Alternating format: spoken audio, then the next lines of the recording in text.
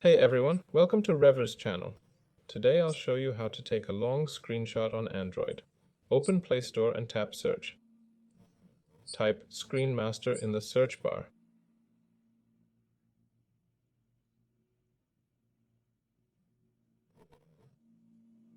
Select Screen Master.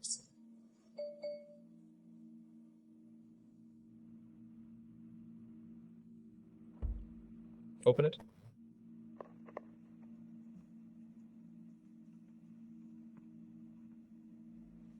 Tap Allow All. Select and tap OK. Here, choose Screen Master and grant permissions. Click OK and enable both options.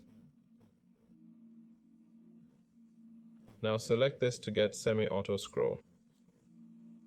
Turn on the program. Allow access to it.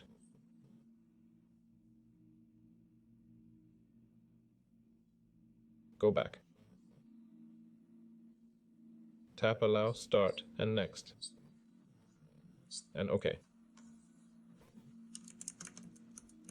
Now open the app you want to screenshot, like Google Chrome.